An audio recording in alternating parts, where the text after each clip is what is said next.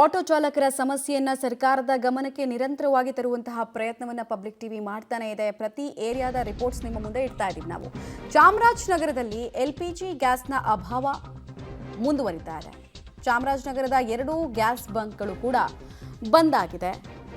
ಇದರ ಅರ್ಥ ಕೇವಲ ಬೆಂಗಳೂರಿನಲ್ಲಿ ಮಾತ್ರ ಸಮಸ್ಯೆ ಸೃಷ್ಟಿಯಾಗಿಲ್ಲ, ಎಲ್ಲ ಜಿಲ್ಲಾ ಕೇಂದ್ರಗಳಲ್ಲೂ ಕೂಡ ಸಮಸ್ಯೆ ಇದೆ ಅನ್ನೋದಕ್ಕೆ ಇದು ಉದಾಹರಣೆ. ಗ್ಯಾಸ್ ತುಂಬಿಸೋದಕ್ಕೆ ಆಟೋ ಚಾಲಕರು ಇಲ್ಲೂ ಕೂಡ ಪರದಾಡ್ತಾ ಇದ್ದಂತಹ ಚಿತ್ರಣ ಕಾಣಿಸ್ತಾ ಇದೆ. ಆಟೋ ನಂಬಿಕೊಂಡಿದ್ದ ಚಾಲಕರ ಸ್ಥಿತಿ ಅಯೋಮಯ. ಇನ್ನೂ ಚಾಲೆಂಜಿಂಗ್ ಏನು ಅಂತ ಹೇಳಿದ್ರೆ, ಈ ಚಾಮರಾಜನಗರ ಸೇರಿದಂತೆ ಎಲ್ಲ ಜಿಲ್ಲಾ ಕೇಂದ್ರಗಳಲ್ಲೂ ಟು ಅನ್ ಎಕ್ಸ್ಟೆಂಟ್ ಕೆಲವು ಏರಿಯಾಗಳು ಮಾತ್ರ ಸಿಟಿ ರೀತಿ ಕಾಣಿಸುತ್ತೆ. ಇನ್ನೆಲ್ಲವೂ ಕೂಡ ಹಳ್ಳಿಗಾಡಿನ ಪ್ರದೇಶ, ಅಲ್ಲೆಲ್ಲವೂ ಕೂಡ ಸಮಸ್ಯೆ ಆಗ್ತಾ ಇದೆ.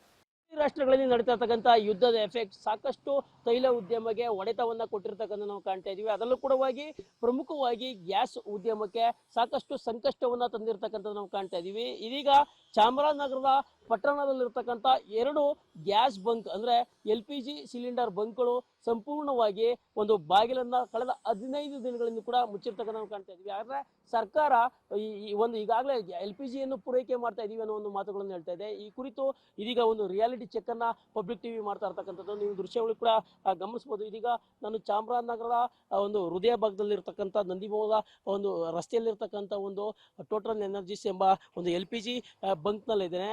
ಈ ಒಂದು ಬಂಕ್ ನಲ್ಲಿ ಕಳೆದ 15 ದಿನಗಳಿಂದ ಕೂಡ ಈ ಬಂಕ್ ಸಂಪೂರ್ಣವಾಗಿ ಮುಚ್ಚಿರ್ತಕ್ಕಂಥದ್ದನ್ನು ನಾವು ಕಾಣ್ಬಹುದು. ಇದು ಪ್ರಮುಖವಾಗಿ ಕಾರಣ ಅಂದ್ರೆ ಈಗಾಗಲೇ LPG ಗ್ಯಾಸ್ ಸಪ್ಲೈ ಆಗ್ತಾ ಇಲ್ಲ. ಸಪ್ಲೈ ಆಗದಂತ ಒಂದು ಪರಿಣಾಮ ಈ ಒಂದು ಬಂಕ್ ಅನ್ನು ಕೂಡ ಮುಚ್ಚಿದ್ದಾರೆ. ಇದಲ್ಲದೆ ಚಾಮರಾಜನಗರದಲ್ಲಿ ಮತ್ತೊಂದು ಬಂಕ್ ಇದೆ.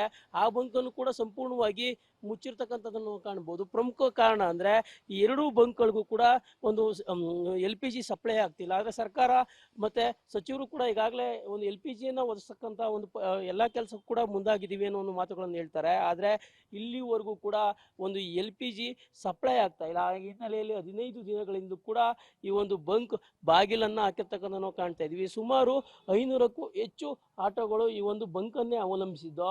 ಮತ್ತೆ ಈ ಬಂಕ್ಗೆ ನಿತ್ಯ ಒಂದು LPGಯನ್ನು ತುಂಬಿಸ್ಲಿಕ್ಕೆ ಬರ್ತಿದ್ವು ಅಂತ ಹೇಳ್ಬೋದು. ಇದೀಗ ಅವರ ಪರಿಸ್ಥಿತಿಯು ಕೂಡ ಇದೀಗ ಚಿಂತಾಜನಕ ಆಗ್ತಿದೆ ಅಂತ ಹೇಳ್ಬೋದು. ಯಾಕಂದ್ರೆ 15 ದಿನಗಳಿಂದ ಕೂಡ ಯಾವುದೇ ಕೂಲಿ ಇಲ್ಲದಂತ ಒಂದು ಪರಿಸ್ಥಿತಿ ಇದೀಗ ಒಂದು ನಿರ್ಮಾಣ ಆಗಿರ್ತಕ್ಕಂಥ ನಾವು ಕಾಣ್ತಾ ಇದ್ವಿ. ಇದೀಗ ಬಂಕ್ ನ ಮ್ಯಾನೇಜರ್ನ ಮುಟ್ಕಿದ್ದಾರೆ. ನಾವು ಅವ್ರನ್ನೇ ಮಾತಾಡಿಸ್ತಾ ಹೋಗ್ತೀನಿ.